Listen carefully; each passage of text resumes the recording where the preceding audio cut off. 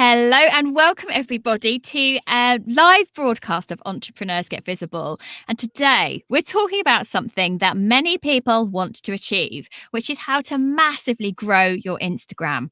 And I'm going to be honest here. In fact, I've talked about this a lot on this show.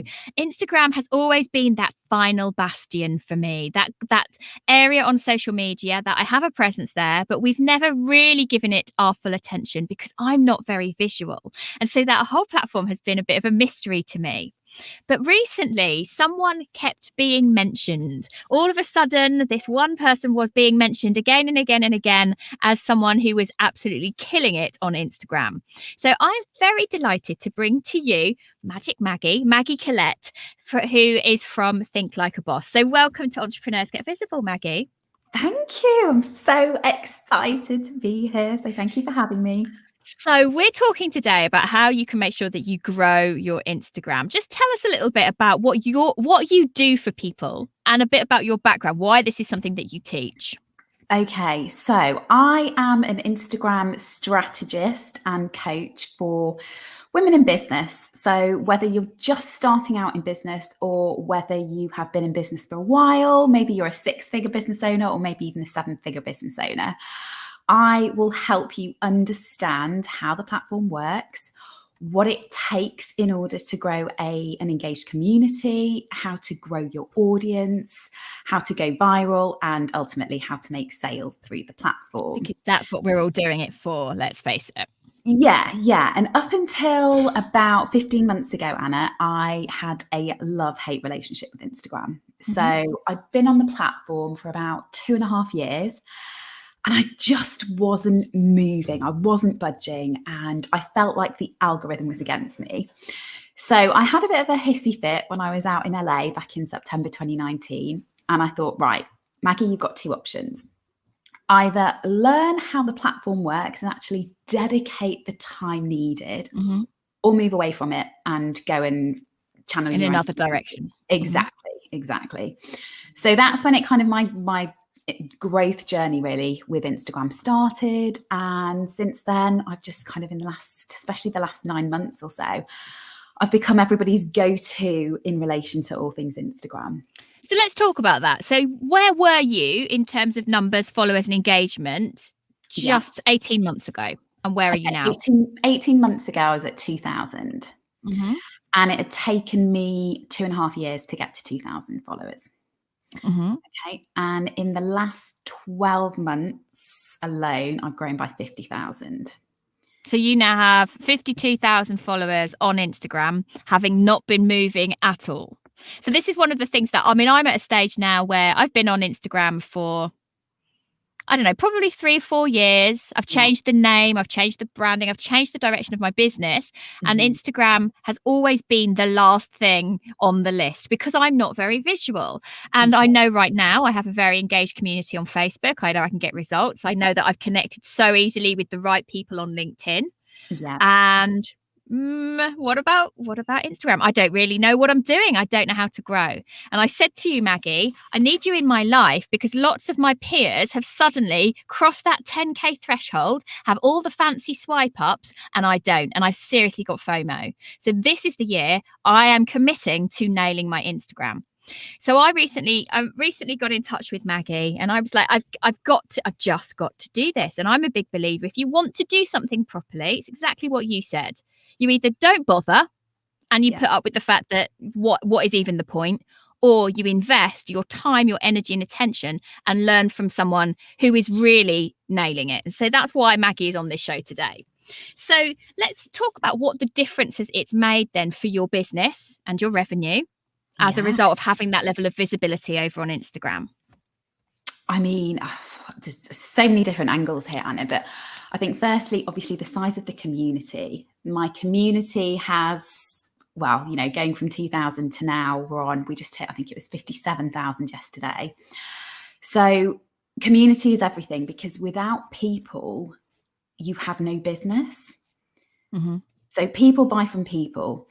The bigger your community, effectively, the more opportunity you have in order to not just connect with them, not just get to know with them, but to serve them, to help them. So having that big community obviously has had its positives. It's enabled me to help a lot more people. I now have opportunities come to me that I didn't have before. So not a day goes by now, and I think it's been at least the last 3 months, every single day I've had inquiries in relation to, Maggie, do you do paid shout outs? Maggie, would you be interested in working on campaigns with us? Maggie, how do I work with you? So what that has done, not just for, I guess, my brand awareness and my brand growth, but sales, it's been everything. So, yeah, I mean, it's stratosphered me and where I was in business, because before then I wasn't even a 6-figure entrepreneur. So a year ago, I wasn't anywhere near 6 figures. And a year later, we're on multi 6 figures. So amazing. I love that growth. That's so exciting to see that somebody has put the work in, got really focused, and is getting the results. And that's one of the, I mean, we've only been working together for a little while, and I'm actually taking part in a course of Maggie's, which I will be bringing to you guys in the not too distant future. When Maggie reopens the door, I'm going to just share a very special offer with you. So watch out.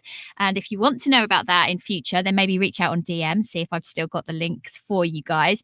But what are the most common mistakes then that people are making? oh my goodness, right. So mistake number 1 is follow for follow. Okay. So I see so often in lots of different communities, someone will put a thread up and they'll say, hi everyone. I thought I'd share the love. I've dropped my Instagram handle here. Put your handle below and I'll go follow you and we can follow each other. So is that a way to grow your audience? Absolutely. Is it the way to grow the right audience? No, because ultimately you want to be attracting who your ideal client is, because that is who is then going to be engaging with your content. So if you're growing your numbers for the sake of growing and you start attracting all sorts of people into your audience, you're not necessarily going to make sales from that. So you have to get super specific and super clear about, firstly, who it is you're targeting, secondly, how you can help them, and thirdly, make it super clear in your bio exactly what kind of results and transformations you can help get that person. Now, it is much better to take an approach where you actually start investing the time into seeking out and trying to identify who would be a potential ideal client or potential dream target audience, rather than just doing these follow for follow threads. So that's the first thing I would advise not to do. Secondly, there are lots of pods out there. So I don't know, Anna, if you've ever had an invite which says, Anna, join our pod and we're going to support each other. So pods are a surefire way to zap a lot of your energy, a lot of your time, and you don't get any reward from it. If anything, you can get penalized because it's seen as fake engagement. So invest your time into your content, because your content ultimately is what is going to attract people, is what is going to get them to actually look at your feed and then take some form of action. So forget the pods, forget doing follow for follows, invest your time into firstly thinking about what message you want to share. Secondly, what that looks like from a content perspective. Invest time into creating content, and also invest time in having conversations with people and starting to build and attract an engaged community. Because the more you get to know your audience, the more you're going to build up that know, like, and trust factor, and the more likely they are then to buy from you at some point in the near future. I think this is really important as well, because what you've built in a very short space of time, Maggie, is a really engaged audience, and you've got the significant followers. I've seen people go out and purchase. They don't talk about it, but they've purchased the followers and they haven't got the engagement. And then it's even harder to get the platform to work. It is. And I was on a call last week with someone and we had a strategy call, and she said, Maggie, I'm going to be honest with you. I bought 10,000 followers 18 months ago and I was told it was going to be real engagement, and my numbers have been completely fixed. If anything, I feel like my performance has deteriorated. So please, if you ever get that shiny object syndrome. If anyone ever approaches you and says, oh, you can buy these followers for 500 and you'll get real engagement, you will not. It will damage your account, especially in the long run. So don't fall for that trap. And one of the things that I've seen you really teaching me is that don't put content out for the sake of it. Put out something that's going to go potentially viral. So something that people are going to share, that people are going to do more than just a fleeting like or a tap, that people are going to want to fully engage with or share with others. And why hadn't I ever stopped to think about that? Because nobody had taught me. Yeah. And a lot of people, Anna, I'd probably say 99.9% of the Instagram population, they're posting for the sake of posting because they hear all the things such as you need to post daily on the feed, on the grid. You need to be consistent. You need to be online for 20 minutes before you post and 20 minutes after. So people are taking actions, but what they don't appreciate is the actions aren't necessarily the right actions that they should be taking. So I would much rather you didn't post for a week and actually invested that time into creating content and into asking yourself, right, firstly, what does my target audience need to hear right now? Secondly, if I was them, what would make me stop scrolling? Because that is what your ultimate goal should be with your content. We live in an era now where people's attention span is super short. Okay, they don't want to be watching videos that are 10, 15 minutes long. They want to see an Instagram reel and know within 15 seconds what message you're trying to communicate for them. So always think about, right, what is going to stop that scroll and what is going to make them want to share that piece of content, or what is going to educate them into wanting to save that piece of content and into wanting to revisit your profile and your account at some point in the near future because they've got so much value from you. Which is a really different thing to, oh my God, I've got to do something on Instagram because I've not done anything on Instagram for a day. And so I'll just whack up any old thing just so the fact that it's done. Yeah. And it's, I mean, I still not my platform of preference. I actually have to push myself to go in there. But already I've seen that my account has gone from feeling very stagnant. I wasn't growing, or I'd be so close to, we were trying to hit 3,000. I would be so close to it, and then I'd lose as many people. And so I'd constantly, for a good 3 months, I'd be at the same stage. I just wasn't pushing myself over. And already, just within a couple of weeks of working with you, I've got growth, and it's small, but I've got engagement. And I actually now feel so much more knowledgeable about what we're doing there. And we're now posting there far less because I'm a bit more informed. Yeah. The other thing is that, and this is one of the things you've mentioned to me before, often this is something people outsource to a social media marketing person. Yeah. I'm hesitating over the word expert, who are doing the do, but aren't actually informed themselves. And that's one of the things, that we've been challenged with in the team, because I can't do everything. And where is the best place for me to spend my time? And I think for me now, just having even just worked on a few weeks in your course, I'm so much more educated about how to educate the team. Yeah. How to make sure that they're not almost perpetuating some fallacies about how to use Instagram. Yeah, I love that.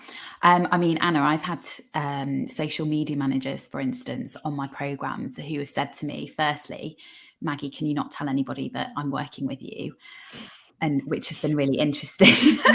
And shame of messing up your Instagram. Okay. Well, I think I guess their concern or their worry is, they're trying to position themselves as an expert, but they've suddenly realized that actually they're taking all of this action, but they're not seeing the results that they have either hoped to see or that they've been, promising their clients. So they've then come to me and said, I need help. Like, can you help? I'm like a dream then, because I'm really open about the fact I find Instagram the hardest platform, but I know I'm going to crack it. So I'm more than happy to shout for the difference that Maggie's already made. Already made, people. But yeah, that's bad if your ideal client won't then talk about the fact that you're making a massive difference to their bottom line. That's hard. Yeah, but do you know what, Anna? At the end of the day, like I really do respect, my clients' Uh-huh. privacy and confidentiality and all of that. And if they want to shout me out, then obviously I will shout that from the rooftops. But as long as I can see I'm making a difference, to be honest, that's Yeah. enough for me, because Yeah. I've built up that reputation. And actually, people do talk, even if they're not publicly saying, Yeah. I'm people do talk about who's got them really good results. The recommendations come through. They really do. I mean, we Yeah. have that. Sometimes people won't want to acknowledge that we've worked with them on their show. They just Mhm. won't. And again, we respect that. But I know where the leads come from, because they'll tell somebody. You don't keep those massive successes to yourself. So okay, so we've got a couple of the common mistakes. What can people do to start turning this around for themselves quite quickly?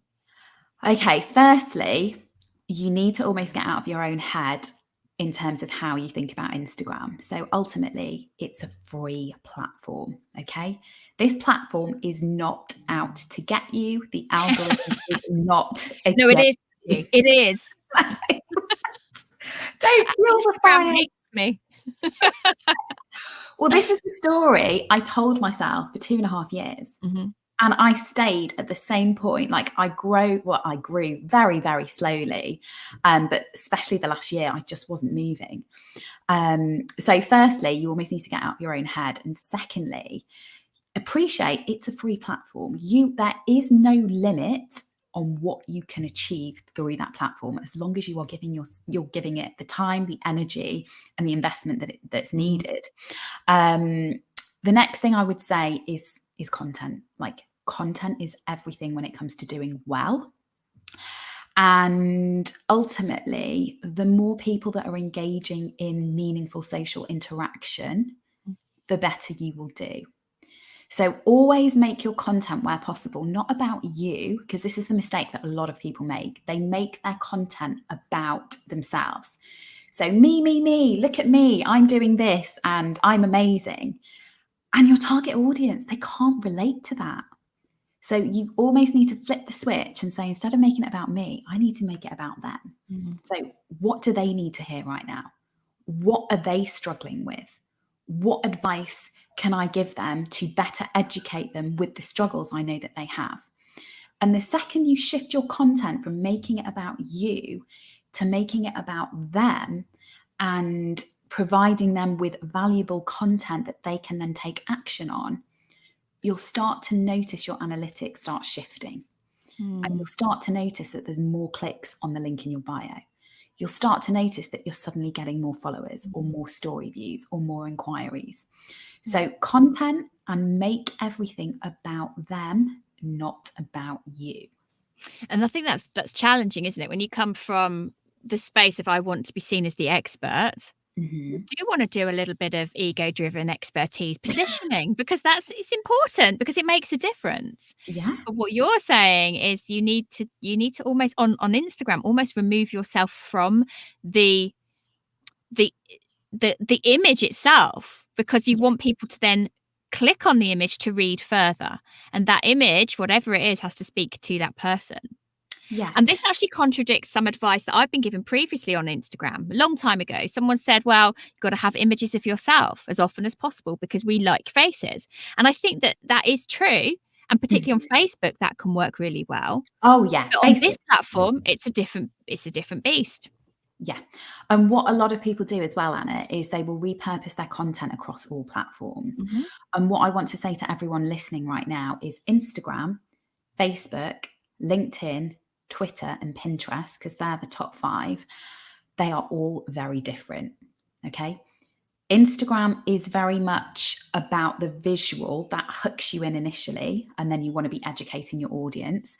Facebook, they don't care about visuals. It's almost about the story. So with Facebook, you'll write an essay and you'll have an image of you, and that's going to give a lot of value, but in a different way. Twitter is all about the tweeting and the chatting. LinkedIn is more of a corporate platform. So the content or the images that you use on Instagram are not necessarily going to work on LinkedIn. So everyone's almost trying to repurpose the exact same piece of content in the exact same way across all platforms. And what everyone needs to appreciate is each platform is different. That doesn't mean to say you can't repurpose like big elements of that content, but you need to be thinking about the platform that you're posting and you're using that content for. A question here. Is it wrong to think that Instagram posts and content need to be aimed more towards a younger audience?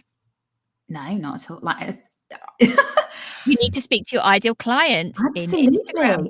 absolutely. Ultimately, there's over 2 billion people on Instagram every single day. Over 2 billion. Okay. The world is always online. People are always on Instagram because everyone's on a different time zone. Of those 2 billion, there's 800 million, over 800 million who watch stories a day. And a third of those story viewers Say that again, 800 million are watching Instagram stories every single day. Okay, so Wow. 2 billion are on the feed, 800 million are on stories. And of those 800 million, over a third are looking to make purchases from online business owners. Boom, drop the mic. That's quite powerful. It's really time for me to stop playing around now. So Maggie, I would like you to just share then exactly how you get started. What would be your 3 things to increase your visibility right now on Instagram? Yeah. Okay, increasing visibility. Number 1, you 100% need to be showing up on stories. Okay, your feed is almost like your CV. So your feed positions you as an expert. However, I said before, people buy from people. They don't just want to see a photo on the Instagram bio.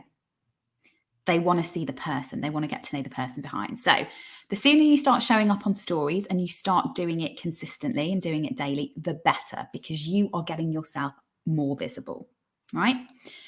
Secondly, start using everything that Instagram, all of the different features that Instagram has, particularly if you really want to skyrocket your visibility, get yourself on Reels ASAP.